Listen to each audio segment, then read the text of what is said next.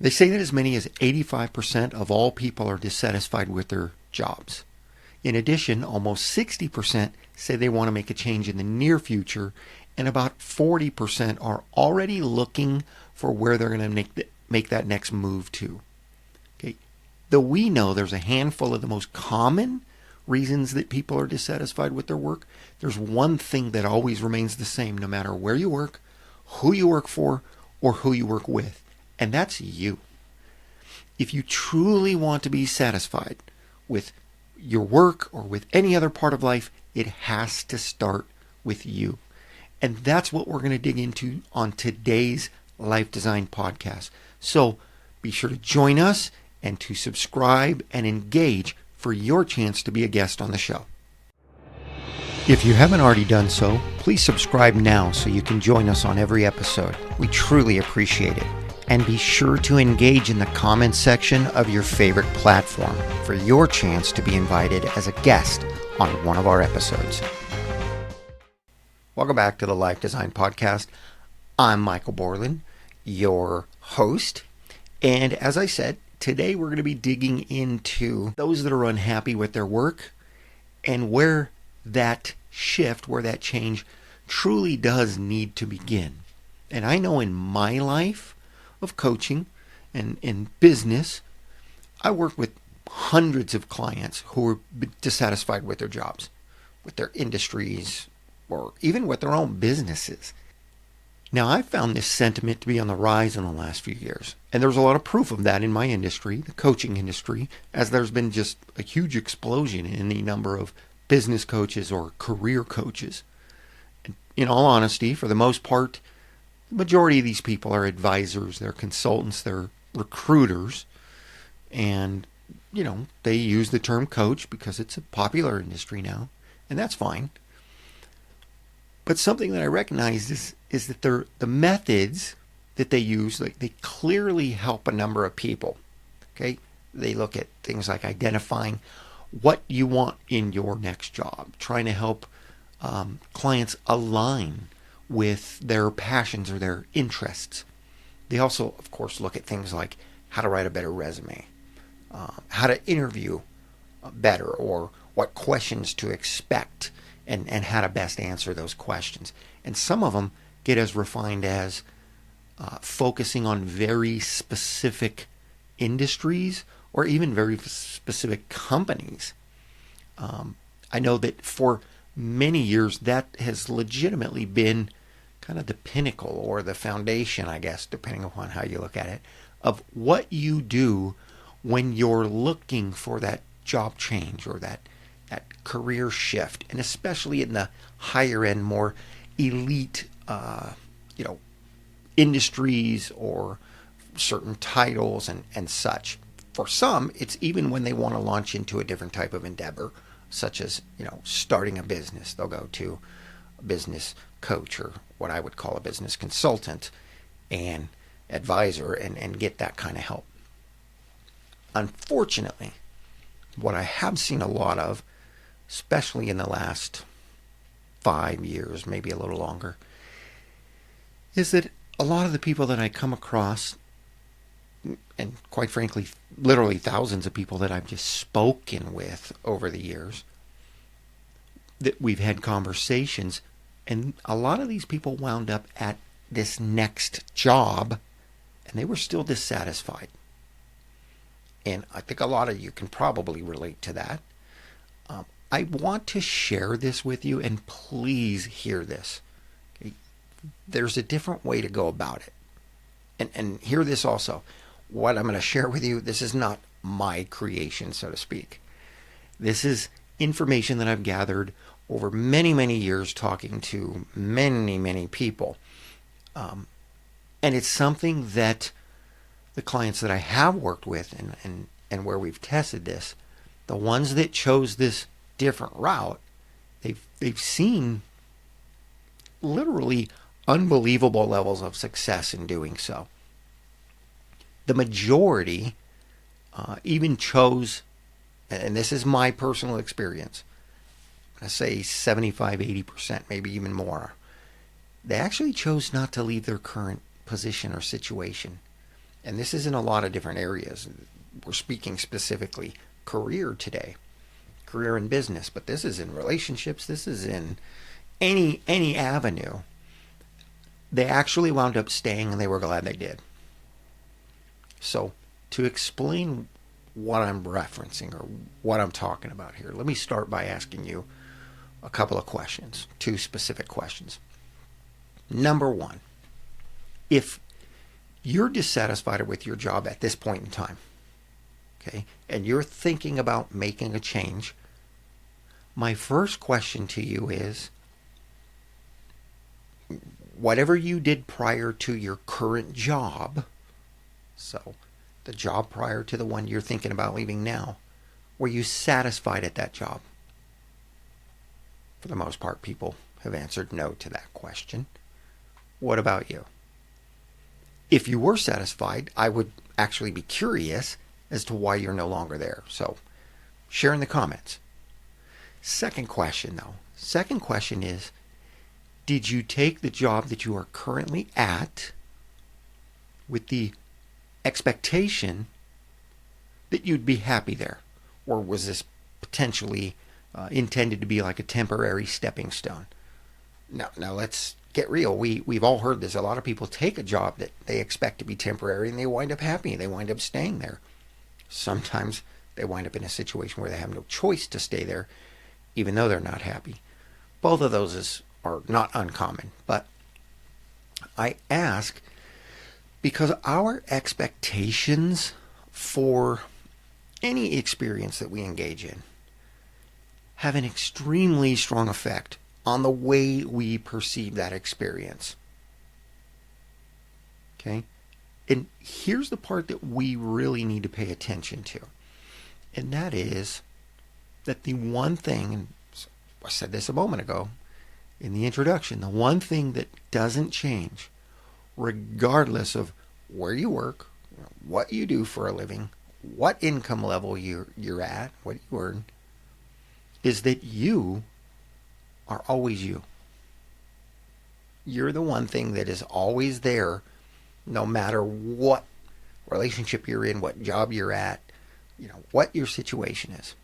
And what I found with this situation being fact is the reason so many people that work with, these consultants, advisors, career or business coaches, and they still wind up dissatisfied with where they land.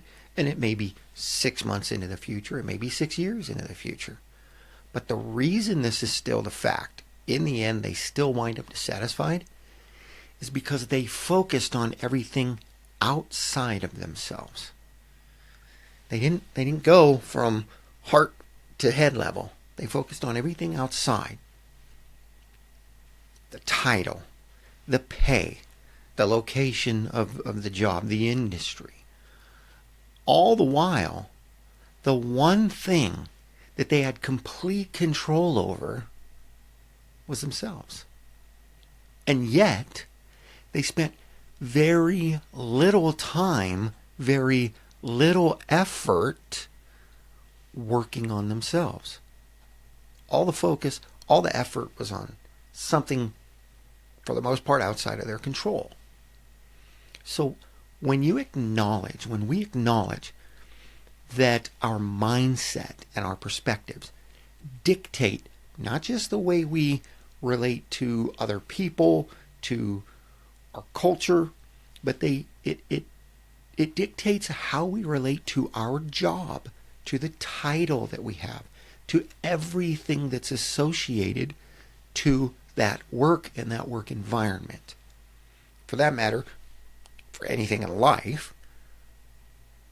So when you work on those things, meaning the mindset and perspectives, when we work on our mindset and our perspectives, when we improve our mindset and our perspectives, we actually create the best possible us. Right? Are you with me here? When we make improvements to ourselves and we become a better person, we take that improvement with us everywhere we go, in every situation, We make everything in life better because we are better. I'm probably being generous, but I would say 80% of the people that I've spoken with, whether I work with them or just spoke with them in conversation, that chose to go this route and actually work on themselves as opposed to everything else first. They became self-aware. They worked on their self-improvement as a method of preparing for that career change, whatever, life transition, but specific career change. I'm being generous. It's probably higher, but I'm going to say 80% wound up successful. Okay? Many of them stayed where they were at. They stayed in those relationships, in those jobs. The ones who did change jobs, I can only speak for me on this. I don't know of a single one of them that weren't drastically more satisfied, ultimately more successful. And a lot of them, they even took pay cuts to move to a different position, and yet they were still more satisfied. They didn't go out necessarily and learn new skills. They looked inward for new skill sets, and they wound up more satisfied because of it. The reason why they wound up with results of being more successful and more satisfied is because they worked on themselves. They took this new position with appropriate expectations. They carried the culture or the atmosphere that they wanted at work. They carried it there within themselves. Okay, instead of looking outside for everyone else that they work with to create this energy, this feeling at work, they actually brought it with them into that new position, into those new relationships. And by relationships, I'm referring to coworker type relationships. But it's the same thing in intimate relationships. But these clients, they went into these new work relationships with self-esteem, with confidence, with assertiveness. Notice I said assertiveness, not aggressiveness. Right? They went there with the ability to speak up respectfully, confidently, professionally, when it was necessary. So why am I sharing this with you? What is the whole point of this being the message, the topic for today's podcast? Because if you are dissatisfied or unhappy with the job or the career, for that matter, again, anything in life, my challenge for you, my encouragement for you, is to start the process of change or transition or transformation, whatever level you want to make it. Start it within yourself. Okay, work on you first. When you become fully aware, when you maximize who you are, what you want, when you get total clarity on what you want and what you offer, okay, what value you bring to the table, you take that with you anywhere you go. If you don't have that self-esteem, that confidence, that energy about you, it doesn't really matter where you go, because you're still going to have those same expectations. You're still going to bring that same energy to that new situation with yourself. But if you work on you first, you actually attract the type of situations, you attract the type of people into your life, into your experience that you want for yourself, that you want to be around because of who you are. You know this is true. You've had someone that's been a friend or that you've worked with or you've engaged with in some setting that you just felt attracted to. And I don't mean physically attracted. I mean, there was something special about that person that you wanted to be around them. And if we work on ourselves first, and then we engage, then we go into this new experience, this new job, this whatever it is that's new for us, this new career, this new industry, we are the person that people want to be around because we've taken the time to work on ourselves. So my challenge, my encouragement to you is for you to work on you, for you to be that person that other people want to be around. Honestly, that's what I have for you today. In a week or two, I actually want to come back and revisit this. I want to revisit it with a professional who came from the recruiting industry. I'm in talks with a couple of them right now to see who we're going to bring on.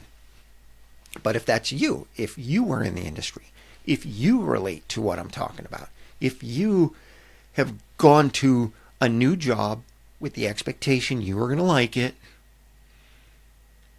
and it didn't work out because what you did was you worked on those outside things. You learned how to make the better resume.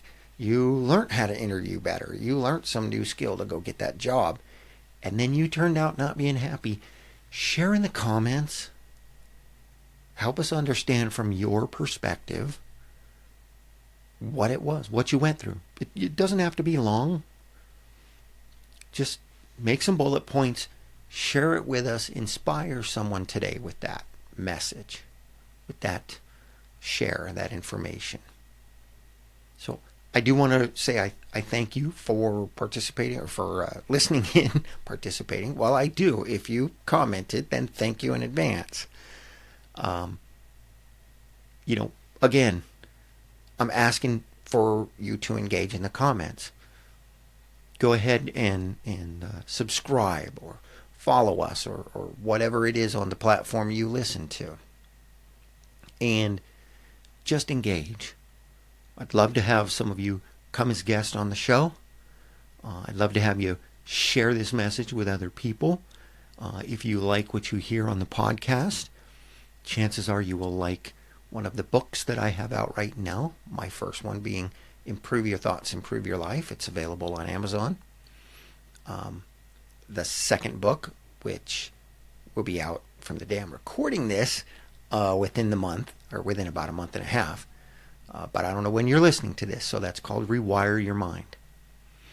And those books are intended to help you with these types of mindsets and processes, and to really give you the meat and potatoes of not just what you can look into, but how to actually make it happen, how to implement these things with simplicity.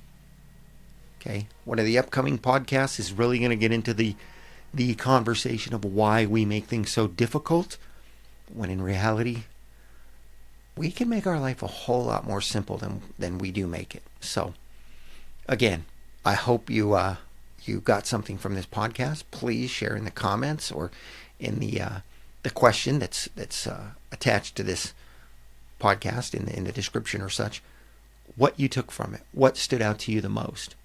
And let us know what you want to talk about. And we will probably do so. And we might even have you be the guest on that podcast if you come up with something that's kind of unique. So I look forward to sharing more with you. I look forward to meeting many of you. And until then, live awesome and enjoy your journey.